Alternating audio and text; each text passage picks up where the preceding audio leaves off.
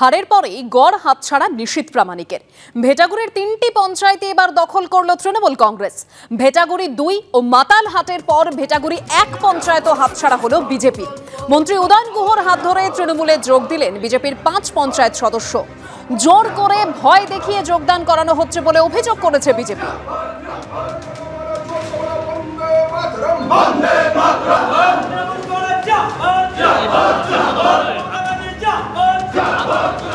কেউ দলে আসতে চাইলেই আমরা তাকে দলে নেব না।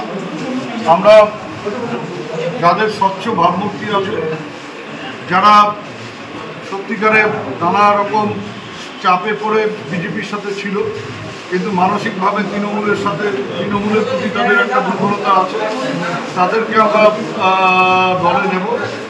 পঞ্চায়েতরা যারা আসছে তাদেরকে আমরা দলে নিচ্ছি, কিন্তু এখনই কোনো নেতৃত্বকে দলে নিয়ে এবং তারা পরবর্তীকালে দেখা গেছে যে আবার সরে গেছে, এইরকম অবস্থায় আমরা আর দলকে ফেলতে চাই না।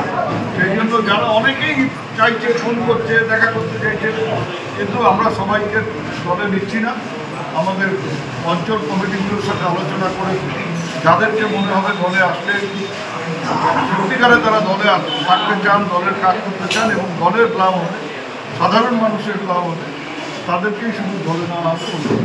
এখন পর্যন্ত গ্রাম পঞ্চায়েতের সমস্ত মেম্বার যারা প্রতিনিধি আছে তাদের প্রেসার দিচ্ছে জয়েন করার জন্যে, কিন্তু পঞ্চায়েত মনের দিক থেকে কেউ যাচ্ছে না। এখনও কোনো প্রধান এখনও যায়নি, কিন্তু ওরা প্রেসার দিচ্ছে যাওয়ার জন্যে।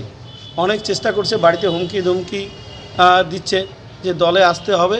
ওরা পঞ্চায়েত প্রধান এবং অঞ্চলের উপরে টার্গেটটা বেশি করেছে। যেইখানে তৃণমূল জানে যেখানে সাধারণ মানুষের টাকা সরকারের মাধ্যমে যেখানে আসবে, আর সেটাই ওদের টার্গেট বেশি। অঞ্চলে যদি দখল করতে পারে তাহলে লুটপুট করে লুটে পুটে আরও কিছু দুর্নীতি করে এখানে খেতে পারবে, সেই জন্য টার্গেটটা গ্রাম পঞ্চায়েত। আর বহরমপুরের হারের জন্য সরাসরি মমতা বন্দ্যোপাধ্যায়কে দায়ী করলেন অধীর চৌধুরী। বিস্ফোরক দোষারোপ করে মুখ্যমন্ত্রীকে তীব্র আক্রমণ করলেন অধীর চৌধুরী। রামনবমীর দিন থেকে চক্রান্ত করেছেন মমতা বন্দ্যোপাধ্যায়। হুমায়ুন কবিরের মন্তব্যকে হাতিয়ার করে বিস্ফোরক অভিযোগ।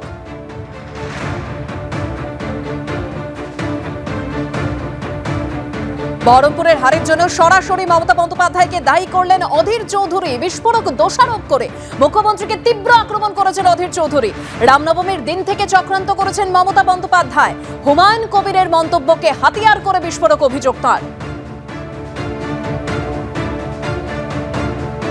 বহরমপুরের যে নির্বাচন হয়েছে, এই নির্বাচন আমার জয় নিশ্চিত ছিল। রামনবমীর উৎসব পর্যন্ত আমার জয় নিশ্চিত ছিল, আর সেটা মমতা ব্যানার্জি বুঝেছিলেন এবং বুঝে তার প্রয়োজন হয়েছিল একটা দাঙ্গা করার। সেখানকার পুলিশ, তৃণমূলের এমএলএ, সে খোলা মঞ্চে বলছে যে 70% মুসলমান বাস করে, 30% হিন্দুকে কেটে জলে ফেলে দেওয়া যাবে।